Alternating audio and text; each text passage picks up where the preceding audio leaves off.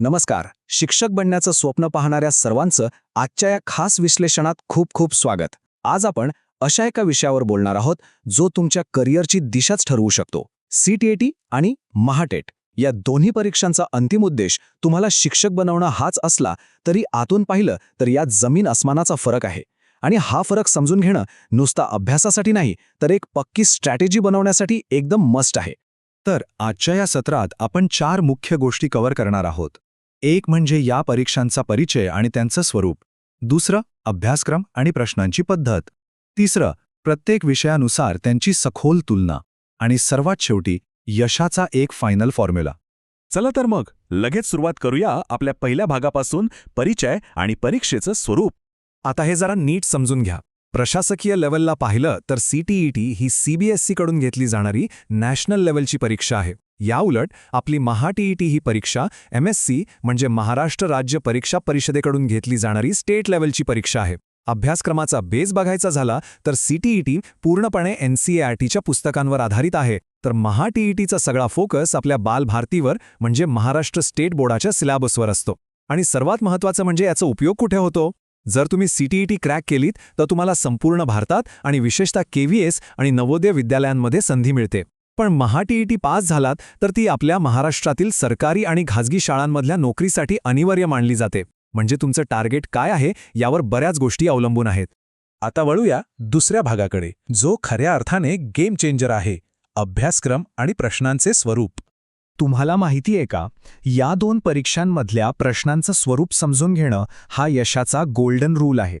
CTETमध्ये application based आणि संकल्पनात्मक प्रश्नांवर प्रचंड भर असतो. म्हणजे तिथे तुमचं नुसतं पाठांतर चालत नाही, तर तुम्हाला ती कॉन्सेप्ट प्रत्यक्षात कशी वापरायची हे माहिती असायला हवं. याच्या अगदी उलट महाटेटमध्ये फॅक्ट बेस्ड म्हणजे थेट माहितीवर आधारित प्रश्नांचा भरणा जास्त असतो. तिथे तुम्हाला अचूक माहिती आणि फॅक्ट्स तोंडपाठ असणं जास्त फायद्याचं ठरतं. यानंतरची सगळ्यात इंटरेस्टिंग आणि महत्त्वाची गोष्ट म्हणजे अध्यापनशास्त्र किंवा पेडागॉजीचं महत्त्व. हे जरा नीट ऐका. CTETमध्ये तब्बल 50% प्रश्न हे प्रत्येक विषयात फक्त अध्यापनशास्त्रावर असतात. म्हणजे काय शिकवायचंय यापेक्षा कसं शिकवायचंय यावर तिथे जास्त फोकस असतो. पण महाटेटमध्ये मात्र स्टोरी वेगळी आहे. तिथे पेडागॉजीवर प्रश्न नक्कीच असतात, पण मेन फोकस हा विषयाच्या कंटेंटवर असतो. म्हणजे तुम्ही जो विषय शिकवणार आहात त्याचं तुम्हाला किती सखोल ज्ञान आहे हे तिथे जास्त तपासलं जातं.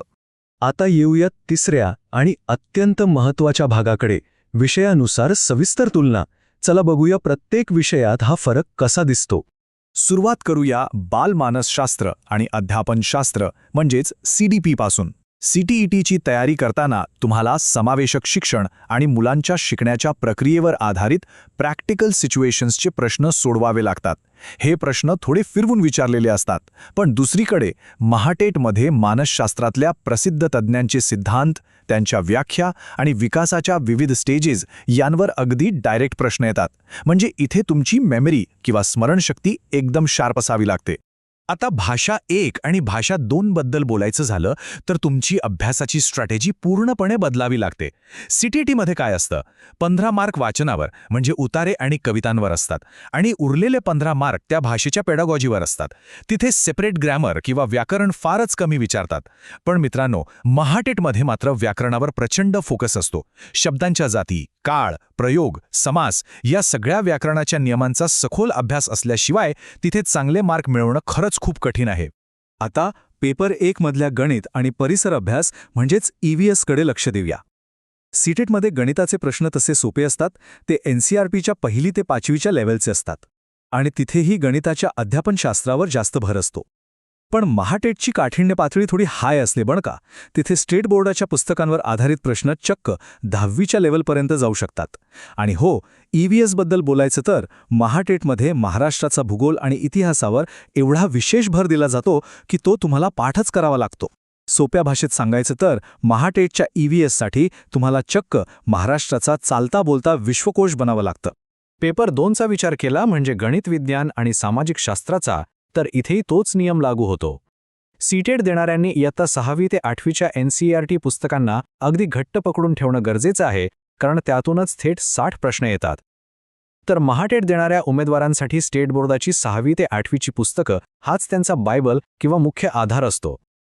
विशेषतः सोशल सायन्समध्ये महाराष्ट्राचा प्रादेशिक इतिहास आणि भूगोलाचा सखोल ज्ञान असणं हेच इथल्या यशाची गुरुकिल्ली आहे.